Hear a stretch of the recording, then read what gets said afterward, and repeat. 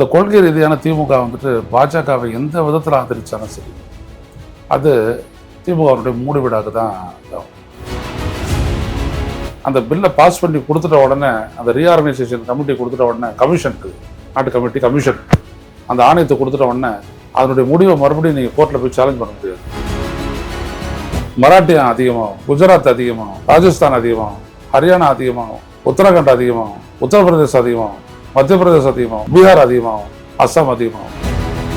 So அதனால் என்ன பண்ணாரு அமித்ஷா ஒரு ஏமாத்து வேலை ஒன்று செஞ்சார். இப்போ இருக்கிறத விட 50% காங்கிரஸ் எந்த ஸ்டேக்குமே கிடையாது. அடுத்த ஆட்சி வந்து அவங்களும் அதை நிறைவேற்ற நடுவில் எதுனா எதுக்கு சட்டப்பேரவை இதெல்லாம் தேவையில்லை. எல்லா முடிவும் அங்கே பார்லிமெண்ட்டில் எடுத்துக்கிறோம். ஒரு நாடு தானே, ஒரே கொள்கை தானே, ஒரே கொள்கை முடிவு. பார்லிமெண்ட்டை நோக்கி அவங்க பேரணி அப்படின்னே தடுத்து நிறுத்த போய் தான் இப்போ பெரிய அளவுக்கு தடி அடி, அதுக்கப்புறம் கண்ணீர் போய் கொண்டு வச்சு அப்படின்னு ரொம்ப மோசமாகிட்டு இருக்குது நிலைமை. இதில் இந்த மாணவர்கள்லாம் எப்படி என்ன அப்படின்னா, இவங்கெல்லாம் விஜய் ஓட்டு போடுறாங்க, அந்த மாதிரியான ஒரு கேஸ் தான் இவங்கெல்லாம் சுயநலம். வணக்கம். நம்மோடு இன்று இணைந்திருப்பவர் மூத்த பத்திரிகையாளர் ஐயநாதன் அவர்கள். வணக்கம் சார். வணக்கம் சார். தொடர்ந்து திமுக காங்கிரஸ் மேலே மிகப்பெரிய அதிருப்தியில் இருந்துகிட்டே இருக்காங்க. அந்த மிகப்பெரிய அந்த கூட்டணியில், இந்தியா கூட்டணியில் அவங்க நாங்கள் காங்கிரஸ் எங்கே இருக்கோ அங்கே இருக்க விரும்பலை அப்படிங்கிற மாதிரி அவங்க பேசியிருந்தாங்க. இப்போ டீலிமிட்டேஷனில் ஒருவேளை திமுக வெளிநடப்பு செய்யலாம், அவங்க அதற்கான வாய்ப்பு இருக்குது. அப்படி வெளிநடப்பு செஞ்சால் டீலிமிட்டேஷனை உள்ளே கொண்டு வரதுக்கான வாய்ப்பு இருக்கும் அப்படிங்கிற மாதிரிலாம் பேசுகிறாங்க. ஸோ திமுகனுடைய நடவடிக்கை எப்படி இருக்கும்? இது காங்கிரஸ்காரன் கிளப்பி விடுறது. இவர் கூட இல்லைன்னா அவங்க பிஜேபி கூட போயிடுவாங்களா, அந்த மாதிரி. நாங்கள் தான் முற்போக்கு அப்படிங்கிற மாதிரி, நாங்கள் தான் ஜனநாயக பார்ட்டி அப்படிங்கிற மாதிரி அப்படின்னு காட்டிக்கிறதுக்காக அப்படி அவங்க சொல்கிறாங்க. அவங்க ஒரு விஷயத்தை புரிஞ்சுக்கலை. திமுக வந்துட்டு ஒரு கொள்கை ரீதியான ஒரு கட்சி. ஒரே ஒரு முறை கலைஞர் வந்துட்டு அப்போ 1999 வாஜ்பாய்க்கு ஆதரவிக்க தெரிவிக்கும் போதும் கூட குறைந்தபட்ச செயல் திட்டம் அப்படின்றது ஒன்று உருவாக்கி தான் அவர் போனாருக்கு. நாங்கள் உங்களோட இருக்கிற வரைக்கும் பாபர் மசூதி உள்ளிட்ட, அப்புறம் பொது சிவில் சட்டம் உள்ளிட்ட எதையும் கொண்டு வரக்கூடாது அப்படின்ற ஒரு அக்ரிமெண்ட்டை போட்டுட்டு செஞ்சாங்க. அதுக்கே இன்ன வரைக்கும் அவங்க பதில் சொல்லிட்டு இருக்கிறாங்க அப்படின்ற மாதிரி. இந்த கொள்கை ரீதியான திமுக வந்துட்டு பாஜகவை எந்த விதத்தில் ஆதரித்தாலும் சரி, அது திமுகவுடைய மூடுவிடாக்கு தான் இதாகும். இப்போ இருக்க மாறிய சூழலில் திமுக வந்துட்டு ஒரு சின்ன தவறு செஞ்சிருச்சுன்னா கூட, தெரிஞ்சு செய்ய மாட்டாங்க, தெரியாமல் ஒரு தவறு செஞ்சுட்டாங்கன்னா கூட ஒன்றும் வேணாம், ஒரு லைட்டாக ஒரு அரை நாள் ஒரு மூவ் ஒன்று நடந்துச்சு. திமுக அதான் அதிமுக ஆதரிச்சு எடப்பாடி முதல்வர் ஆகணும். அது எவ்வளோ பெரிய இது பிரச்சனையாச்சு பார்த்தீங்கல்ல. காரணம் என்ன அப்படின்னா, என்னதான் திமுக அதிமுக அப்படின்ற ஒரே மாதிரியான கட்சிகளாக இருந்தாலும் கூட அதிமுகன்றது ஒரு கொள்கை ரீதியான கட்சி கிடையாது. ஒரு தனி மனித எதிர்ப்பில் வந்து வளைந்த கட்சி. ஆனால் திமுகவுக்கு ஒரு பெரிய நீண்ட பாரம்பரியத்தினுடைய தொடர்ச்சி அது. அந்த கட்சி வந்துட்டு அப்படி போனால் முடியாது. ரெண்டாவது விஷயம், இந்த தொகுதி மறுசீரமைப்புன்ற ரீஆர்கனைசேஷன் ஆஃப் கான்ஸ்டிடியூன்சிஸ் இந்த மசோதா இருக்கு இல்லையா, இதை வந்துட்டு பண்ணணும் அப்படின்னம்னா parliament has to give the mandate of the parliament to the constitution reorganisation committee. நாடாளுமன்ற தொகுதிகள் மறுசீரமைப்பு குழுவிற்கு அது அதிகாரத்தை கொடுக்கணும். அதுக்கு தான் அவங்க வந்துட்டு பார்லிமெண்ட்டில் வந்துட்டு அந்த பில்லை பாஸ் பண்ணுறாங்க. அந்த பில்லை பாஸ் பண்ணி கொடுத்துட்ட உடனே, அந்த ரீஆர்கனைசேஷன் கமிட்டி கொடுத்துட்ட உடனே, கமிஷன் அது நாட்டு கமிட்டி கமிஷன் அந்த ஆணையத்தை கொடுத்துட்ட உடனே அதனுடைய முடிவை மறுபடியும் நீங்கள் கோர்ட்டில் போய் சேலஞ்ச் பண்ண முடியாது. It can not even reset, மறுபடியும் அதை மாற்றி அமைக்க முடியாது. அவ்வளோ பயங்கரமானது அது. அது வந்துட்டு இந்திய அரசமைப்பின்படி அமைக்கப்பட்ட ஒரு பாடி அது, அந்த கமிஷன். அந்த கமிஷன் எப்படி செயல்படும் அப்படின்னம்னா பாப்புலேஷன் அடிப்படையில் மட்டும்தான் செயல்படும். ஸோ அந்த பாப்புலேஷன் அடிப்படையில் வந்துட்டு தொகுதி சீரமைப்பு முடிஞ்சிச்சு அப்படின்னம்னா, ரீஆர்கனைசேஷன் ஆஃப் கான்ஸ்டிடியூன்சி முடிஞ்சிச்சு அப்படின்னம்னா, தமிழ்நாட்டுடைய பாப்புலேஷனுக்கு குறையும். 39ன்றது குறைஞ்சது 30, 28ன்னு குறையும். கேரளாவுக்கு 20ன்றது 16 இல்லாட்டி 14 குறையும். கர்நாடகா அப்படின்றது 28 அப்படின்றத வந்துட்டு வேற ஒரு தக்க வைக்கும். ஆந்திரா குறையும், தெலுங்கானா குறையும், ஒரிசா குறையும், மராட்டியம் அதிகமாகும், குஜராத் அதிகமாகும், ராஜஸ்தான் அதிகமாகும், ஹரியானா அதிகமாகும், உத்தரகாண்ட் அதிகமாகும், உத்தரப்பிரதேசம் அதிகமாகும், மத்திய பிரதேசம் அதிகமாகும், பீகார் அதிகமாகும், அஸ்ஸாம் அதிகமாகும். 12 அந்த இடத்துல இருந்து ஜெயிச்சாலே போதும், அவன் வந்துட்டு வாங்கிடலாம். இப்போ அவன் சொல்லக்கூடியதுன்னா 835 தொகுதி சொல்றாரு. 819 தொகுதியில் 500 தொகுதி அங்கே போயிடும். இங்கே எல்லாம் இது தொண்டு கிண்டு வடகிழக்கு மாநிலங்கள் எல்லாம் போட்டிங்கன்னா 250 தராது, 200 வராது. நான் இதை பற்றி ரொம்ப விரிவாக வந்துட்டு மாலை முரசில் போன மக்களவை தேர்தலுக்கு முன்னாடி நான் எழுதியிருக்கேன்.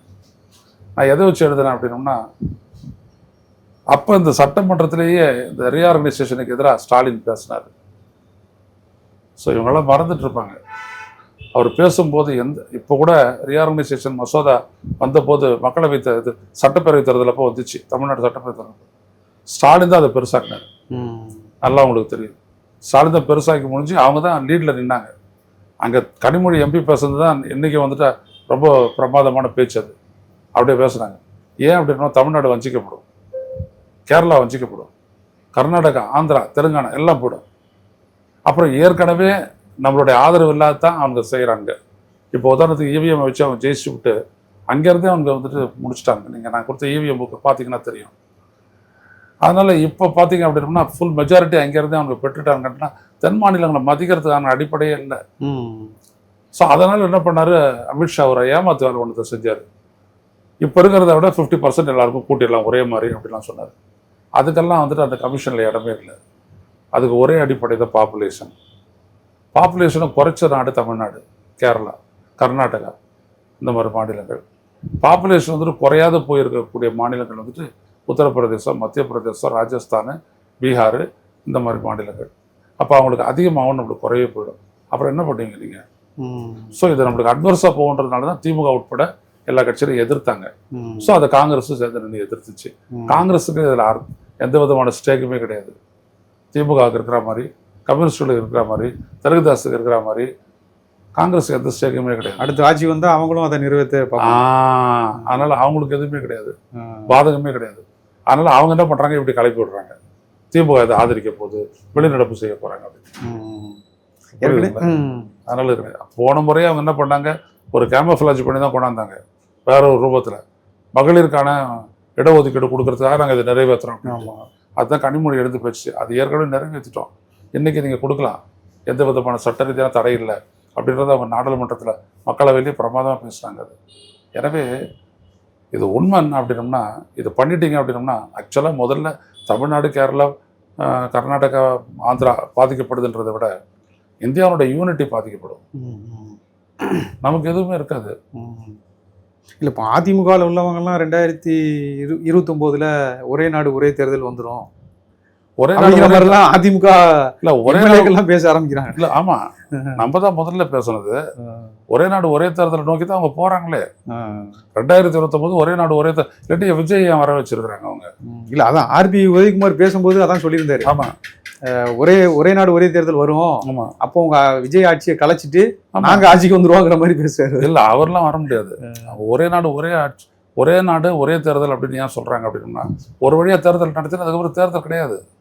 அதுக்கப்புறம் பார்லிமெண்ட் டிசைட் பண்ண தேர்தல் எப்போ நடத்தலான்றது. எலெக்ஷன் கமிஷன் டிசைட் ஆகாது, பார்லிமெண்ட் கமிஷன். இதை பற்றி நான் விரிவாக எழுதியிருக்கிறேன். அந்த மெசேஜ் நான் உங்களுக்கு அனுப்புகிறேன், அந்த கட்டுரை நான் உங்களுக்கு அனுப்புகிறேன், அதுலேருந்து புரியும். ஸோ ஃபெடரல் செட்டப் அப்படின்றது அவங்க சீர்குலைக்கணும். அதான் பாஜகனுடைய முதல் திட்டம். India that is Bharat is union of states அப்படின்னு இருக்குல்ல, அந்த ஸ்டேட்ஸ் அப்படின்றத காலி பண்ணணும். அவங்களுக்கு காலி பண்ணணும் அப்படின்னா முதல்ல அதுக்கான அத்தாரிட்டி ஃபுல்லாக அங்கே வரணும். அந்த அத்தாரிட்டி வரது வட மாநிலங்களில் வந்துட்டு ஒரு டிஸ்டிங்க்ட் வித்தியாசம்லாம் கிடையாது எதுவுமே. நீங்கள் ராஜஸ்தானில் வந்துட்டு ராஜஸ்தானையும் குஜராத்தையும் ஒன்றா அது பண்ணான்னு ஒன்றும் கோச்சிக்க மாட்டாங்க. அந்தாண்ட மார்வாடி, இந்தாண்ட குஜராத்தியா பாய் போய்ட்டு வருவாங்க. இந்தாண்ட குஜராத் பீகாரையும் உத்தரப்பிரதேசம் மத்திய பிரதேசம் ஒன்றா சேர்த்து சென்ட்ரல் ரீஜன் அப்படின்னு பார்த்தீங்கன்னா ஒன்றும் சொல்ல மாட்டாங்க அவங்க. ஏன்னா அவங்களுக்கு எந்த விதமான கல்ச்சரல் டிஃப்ரென்ஸும் கிடையாது, எல்லா விதமான லாங்குவேஜ் டிஃப்ரென்ஸும் அழிச்சாச்சு. ஆனால் தென் மாநிலங்கள் அப்படி கிடையாது. டிஸ்டிங்க்ட் கல்ச்சர், டிஸ்டிங்க்ட் லாங்குவேஜ் இங்கே இருக்குது. ஸோ இதை அவங்க ஒழிக்கணும் அப்படின்னா தான் வந்து இந்தியா ஒழிக்க முடியும். இந்தியா அப்படின்றத மாநிலங்களை ஒழிச்சிட்டு ஒரு யூனிட்டரி ஸ்டேட்டை நோக்கி தான் போகிறாங்க. அவங்க ஒற்றையாட்சியை நோக்கி தான் போகிறாங்க. ஸ்ரீலங்காவில் இருக்க மாதிரி இங்கே நேராக கலெக்டர்கள் இருக்கணும். ஆர்எஸ்எஸ்னுடைய மோட்டிவ், மோடஸ் ஆப்பரண்டி, அவங்களுடைய எய்ம் என்னன்னா, கலெக்டர் ஆஃபீஸ் இருக்குது, டிஸ்ட்ரிக்ட் இருக்குது, அதான் second unit. First unit union government, ரெண்டாவது யூனிட் இதுதான். நடுவில் இதெல்லாம் எதுக்கு? சட்டப்பேரவை இதெல்லாம் தேவையில்லை. எல்லா முடிவும் அங்கே பார்லிமெண்ட்டில் எடுத்துக்கிறோம். ஒரு நாடு தானே, ஒரே கொள்கை தானே, ஒரே கொள்கை முடிவு. எல்லாம் மூணு லாங்குவேஜ் என்ன? ஹிந்தி, ஆமாம் கம்பல்சரி. இப்போ மாநில உரிமைன்னு வர்றதெல்லாம் மாநிலம் இருக்கிறதுனால தானே வருது. மாநிலமே இல்லாத பண்ணிட்டோம்னா அந்த உரிமை வராது இல்லையா? So, அந்த இடத்துக்கு வராங்க அவங்க. இதுக்கு திமுகவை தனிமைப்படுத்த வேண்டியது ரொம்ப முக்கியம்ன்றீங்களா? இல்ல, திமுகவை தனிமைப்படுத்த முடியாது. திமுகன்றது தமிழ்நாடு. விஜய் சொல்லிட்டு இருக்கலாம், விஜய் தமிழ்நாடுன்னு அவர் சுத்திட்டு இருக்கலாம். அது கிடையாது. தமிழ்நாட்டினுடைய உரிமை பிரச்சனையில் வந்துட்டு திமுக நிற்கும். கேரளாவை பண்ண முடியாது, கர்நாடகாவை பண்ண முடியாது. ஏன்னா கர்நாடகாவில் லாங்குவேஜ் டிஸ்டிங்ஷன் இருக்காதுங்க, அவங்க விட மாட்டாங்க. ஆந்திரா அதே மாதிரி, தெலுங்கானா அந்த மாதிரி, ஒரிசா கூட அந்த மாதிரி தான், மராட்டியமும் அந்த மாதிரி தான், மேலே தான் வேற மாதிரி. ஸோ அதனால் இவங்க யாரும் விட்டு தர மாட்டாங்க. அதனால் வந்துட்டு அந்த மசோதா இவர் கொண்டு வர மாட்டாங்க. ஏன்னா அதுக்கு 2/3 வேணும், 362 சீட்டு அவங்களுக்கு ஆதரவு வேணும். அது இல்லை. அதான் இப்போ இவங்க திமுக இல்லாத இந்தியா கூட்டணி ஒரு வலுவிழந்த கூட்டணியாக தானே இருக்கும். இல்லை, திமுக இல்லாத இந்தியா கூட்டணி இல்லை, திமுக மட்டும் இல்லை, திமுகவுக்கு ஆதரவாக வந்துட்டு டிஎம்சி நிற்குது, திரிணாமுல் காங்கிரஸ் நிற்கிறாங்க, அப்புறம் சமாஜ்வாடி நிற்குது, அப்புறம் அரவிந்த் கெஜ்ரிவால் நிற்கிறாரு. இந்த மாதிரி ஏகப்பட்ட கட்சிகள் இவங்கள்ட்ட தான் வருவாங்க. காங்கிரஸ்னால இந்த இந்தியா கூட்டணியில் காங்கிரஸ் தவிர காங்கிரஸ்னால மற்ற கட்சிகளுக்கு என்ன பெனிஃபிட்டா சொல்லுங்க பார்ப்போம். இவங்களால அது 99 சீட்டுக்கு வந்துருச்சு, அவங்களால இவங்களுக்கு என்ன பெனிஃபிட் சொல்லுங்க பார்ப்போம். ஒன்றுமே கிடையாது. அப்போ எதுக்கு அந்த கூட்டணியில் அவங்க இருக்கணும்? ரெண்டாவது, கூட்டணிக்கு வர அப்ஜெக்டிவ் கிடையாது பிஜேபி எதிர்ப்பு. அதுவா அப்ஜெக்டிவே இல்லையா? அது அப்ஜெக்டிவ்ன்றது ஃபெடரலில் காப்பாற்ற போகிறோம், மாநில சுயாட்சி, மாநில உரிமையெல்லாம் நிறைய கொடுக்க போகிறோம் அப்படின்னா சொன்னால் பரவாயில்ல. அந்த மாதிரி எந்த அப்ஜெக்டிவும் இந்தியா கூட்டணி கிடையாது. பிஜேபி எதிர்ப்பு, அவ்வளோதான். அது என்னது? அது காங்கிரஸ் தானே காப்பாற்றிக்கிறதுக்கு, அவ்வளோதான். இல்லை, அதான் இப்போ அவங்க என்ன சொல்கிறாங்கன்னா, இப்போ இந்தியா கூட்டணியில் இல்லை அப்படின்னு சொல்கிறதுனால, காங்கிரஸ் இருக்க இடத்துல இல்லை அப்படின்னு சொல்கிறதுனால ஒருவேளை திமுக இங்கே வாக்களிக்காமல் தவிர்க்கிறதுக்கு வாய்ப்பு இருக்கோ அப்படின்றாங்க. இன்னைக்கு அவங்க எதிர்கட்சி, அது ஸ்டாலின் கடைசியாக கூட்டினார் அவங்களுடைய எம்பி கூட்டத்தெல்லாம். கூட்டி பேசும்போது என்ன சொன்னார்? தமிழ்நாட்டினுடைய நலன் முக்கியம், அதுக்கு தான் நான் இன்னைக்கு போன்ட்டு, அவ்வளோதான். ஒரே லைன், இந்த லைன் எடுத்து அதில் பேசுகிறேன், அவ்வளோதான், முடிஞ்சு போச்சு. அப்புறம் இப்போ நீட் சம்பந்தமாக டெல்லியில் மிகப்பெரிய போராட்டங்கள்லாம் நடக்கும். ஆமாம், சோனம் பக்சு கைது பண்ணப்பட்டாரு, அப்ஜித்தும் கைது பண்ணப்பட்டாங்க. இது சார்ந்து தாவேக்கா சார்ந்து இந்த நீட்டில் இவ்வளோ போராட்டம் நடக்கு, மாணவர்கள் சார்ந்து முதல்வர் எதுவும் பேசலை அப்படின்னு திமுக சார்பில் குற்றம் சாட்டி வைக்கிறாங்க. அதுக்கு முன்னாடி சோனம் பக்சு, இப்போ இவங்க அப்ஜித்லாம் கைது பண்ணப்படுறதுக்கான முக்கிய காரணம் என்ன? இப்போ அங்கே சூழ்நிலை எப்படி தான் சார்? இல்லை, அந்த போராட்டத்தை வந்துட்டு முடக்கணும் அப்படின்னு பார்த்தாங்க. நீதிமன்றம் வந்துட்டு அவங்க வந்துட்டு ஜந்தர் மந்தரில் தான் போராடுறாங்க, அதுக்கு நீங்கள் வந்துட்டு இது பண்ண தேவை இல்லை. ரெண்டாவது, அவங்க வந்துட்டு சாத்விக போராட்டத்தை தான் அவங்க முன்னெடுக்கிறாங்க, அப்புறம் அது உங்களுக்கு என்ன கஷ்டம் அப்படின்ட்டாங்க. இன்றைக்கி அவங்க என்ன பண்ணிட்டாங்க, பார்லிமெண்ட்டை நோக்கி அவங்க பேரணி அப்படின்னு தடுத்து நிறுத்த போய் தான் இப்போ பெரிய அளவுக்கு தடியடி, அதுக்கப்புறம் கண்ணீர் போய் கொண்டு வச்சு அப்படின்னு ரொம்ப மோசமாகிட்டு இருக்குது நிலைமை. ஸோ இப்படி போயிடுச்சு. அது இல்லை, அதாவது முதல் முறையாக அவங்கள பேச்சுவார்த்தைக்கு மத்திய அரசு கூப்பிட்டுருக்கிறதா கூட கேள்விப்பட்டேன், ஆனால் செய்திகள் இன்னும் வரல. இல்லை சார், இந்த போராட்டம் ஆரம்பிச்ச இது இருக்குல்ல, அவர் சோனம் பக்சு வந்தது, அந்த நீட்டுக்கு எதிராக இவங்க பண்ணது, ஸோ அந்த பொசிஷன்ஸ் கேட்குறாங்க. இல்லை, ஆக்சுவலாக என்னன்னா, இவ்வளோ பெரிய குளறுபடி வந்துட்டு மாணவர்களுடைய உயிரை பறிக்குது இல்லை. அவன் வந்துட்டு உயிரை கொடுத்து பணத்தை செலவு பண்ணி கோச்சிங் சென்டரில் போயிட்டு படிச்சுட்டு வந்து எக்ஸாம் எடுத்து போகும்போது கொஸ்டின் பேப்பர் அவுட் ஆச்சுன்னா என்ன ஆகும்? ஆனால் அது தொடர்ந்து நடந்துக்கிட்டே இருக்குது. இந்திய ஒன்றிய அரசில் எல்லாமே ஊழல் தான். அப்போ இது மாதிரி கொஸ்டின் பேப்பர் லீக் ஆகாதா? எல்லா இடத்துலையும் லீக் ஆகிட்டு தான் இருக்குது. அப்போ அதுக்கு வந்துட்டு பொறுப்பேற்று ஒரு ரிசைன் பண்ணணும் அப்படின்றாங்க தர்மேந்திர பிரதான், கல்வி அமைச்சரை. பண்ண மாட்டேன்றாரு. இன்றைக்கி என்ன ஆச்சு அப்படின்னோம்னா, மோடி ரிசைன் பண்ணணுன்ற அளவுக்கு போயிட்டாங்க அவங்க.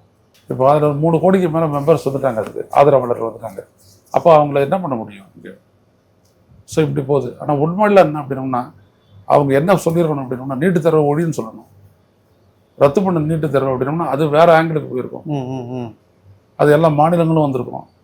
ஆனால் அவங்க வந்துட்டு ஒரு ரெஸ்பான்சிபிலிட்டி வேணும்னு சொல்லிட்டு ஒரு மாதிரி கார்பரேட் மாதிரி அவங்க முடிவு எடுக்கிறாங்க. அதனால தான் அந்த போராட்டம் வந்துட்டு இவ்வளோ காலம் இது பண்ணி இன்றைக்கி தான் உக்கரமடையுது. பரவாயில்ல, இன்றைக்காச்சும் உக்கரமடைஞ்சு அவங்க போயிருக்காங்கன்னு நம்ம நினைக்கலாம். இல்லை, இப்போ அவங்க பிஜேபி ஒரு நெரேட்டிவ் செட் பண்ணாங்கல்ல. இப்போ அண்ணா ஹசாரே மாதிரி நம்ம சொல்லிட்டு இருந்தோம், அண்ணா ஹசாரே வந்து ஒரு ஆர்எஸ்எஸ் பின்புலத்தில் அவர் போராடினாரு, ஸோ அதனால பிஜேபி வெற்றி பெற்றாங்க அப்படிங்கிற மாதிரிலாம் பேசிட்டு இருந்தோம். ஸோ அந்த நெரேட்டிவை அவங்களும் இதை செட் பண்ணுறாங்க. இது வந்து ஒரு வெளிநாட்டு கைக்கூலி, அமெரிக்கா கைக்கூலி, சைனாவினுடைய இல்லை, வெளிநாடுகளுக்கு நிறைய போயிட்டு வர்றவர் வந்துட்டு மோடி தான் அவர் கைக்கூலி. அவர் நிறைய கையெழுத்துலாம் போட்டு வச்சிருக்கிறாரு. இங்கிலாந்தோட ஒப்பந்தம், நியூசிலாந்தோட ஒப்பந்தம், ஆஸ்திரேலியாவோட ஒப்பந்தம், அமெரிக்காவோட ஒப்பந்தம் அப்படின்னு போய் பார்த்தா அவர் கைக்கூலியா கால் கூலியா? இவர் மொத்தத்துக்கு ஒரு கூலி விட்டுட்டார். இவர் தன்னையே நாட்டை அடமான வைக்கிறார். அவர் எவ்வளோ பேர் சொல்லிட்டு இருக்காங்க. ஒரு நாடு முன்னேறக்கூடிய ஒரு நாடு, it should be a manufacturing state. ஆனால் ஓப்பனாக திறந்து விட்டுட்டு வாங்கன்னு எல்லாரையும் அழைச்சிக்கிட்டு அவனும் அவனுடைய பொருளை கொண்டாந்து விற்கிறான். அப்போ இந்த நாட்டில் எப்படி இண்டஸ்ட்ரியல் டெவலப்மெண்ட் இருக்கும்? இந்த நாட்டில் எப்படி ஒரு தனி மனித மேம்பாடு இருக்கும்? இருக்காது. இந்த நாடு மேம்படணும் இல்லையா? இப்போ சீனா அந்த அளவுக்கு ஏன் நம்மளால் முன்னேற முடியல? கிட்டத்தட்ட ஒரு இன்னையிலேருந்து ஒரு 30-40 வருஷத்துக்கு முன்னாடி போயிட்டோம்னா நம்ம 2 பேருடைய பொருளாதாரம் ஒரே மாதிரி தான் இருந்தது. இன்றைக்கி சீனா எட்ட முடியாத உயரத்துக்கு போயிருக்கான் அவன். கடன்லாம் இல்லை, அவன் நிறைய பேர் கடன் கொடுத்துருக்குறான். நம்ம கடன் மூழ்கிட்டு இருக்கிற தேசம் அது நாடு. அப்போ நீங்கள் யோசிச்சு பாருங்க. இல்லை, இது உண்மையிலே மாணவர்களின் எழுச்சி தானா? இல்லை, இது மாணவர்களுடைய எழுச்சி தான். ஆனால் பட் இதுக்குள்ளேயே அவங்களுடைய கை இருக்கலான்ற நான் எப்படினோம்னா, குறி வைக்க வேண்டியது நீட்டு தேர்வு தான். நீட்டு தேர்வு இருக்கிறதுக்கு முன்னாடி வந்த டாக்டர்னால எந்த பிரயோஜனமும் இல்லையாண்ணா? நல்லா தானே இருக்காங்க. நீட்டு தேர்வு வந்துட்டோடனே என்ன ஆச்சு? காசு இல்லாதவங்க வந்துட்டு மருத்துவத்துக்கு வர முடியாது. ஏன்னா நீட்டு தேர்வு எழுத போனோம்னால கோச்சிங் சென்டருக்கு போகணும். கோச்சிங் சென்டர் போனோம்னா குறைஞ்சது 2 லட்ச ரூபா கட்டணும் 6 மாதத்துக்கு. யாரால் கட்ட முடியும்? அப்போ அது பணம் உள்ளவங்களாம் யார்? ஹை மிடில் இன்கம் குரூப் தான். அதில் தான் எல்லாருக்கும் போகிறாங்க. இது அவங்களுக்கான கட்சி தான், அவங்களுக்கான ஒரு அமைப்பாக தானே அது ஆயிடுச்சு.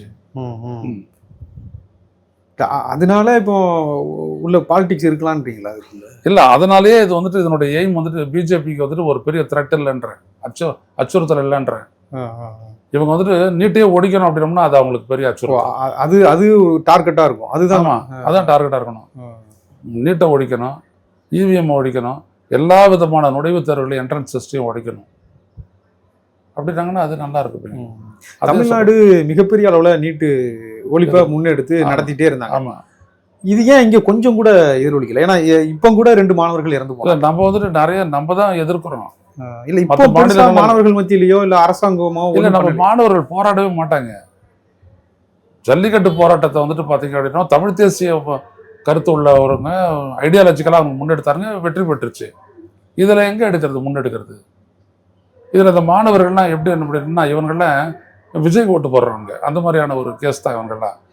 சுயநலவாதிகள் ஒன்றும் இல்லை, இந்த ஆடையை போட்டுக்கூடாது, உடனே உருவி கொடுத்துட்டு எக்ஸாம் எழுத போதுங்க, இந்த கம்மலை போட்டு விடாது, தாலியை கட்டி கொடுத்துட்டு போதுங்க. இவங்களுக்கு எப்படி போராட்ட குணம் வரும்? நான் யதார்த்தமாக கேட்குறேன். இப்போ நீங்கள் டிஷர்ட் போட்டிருக்கீங்க, இதில் எங்கே இருக்குது மறைச்சி வச்சுட்டு போகிறதுக்கு? இது தப்புன்னு நான் சொல்கிறேன், உடனே கைட்டு போடுதுங்க.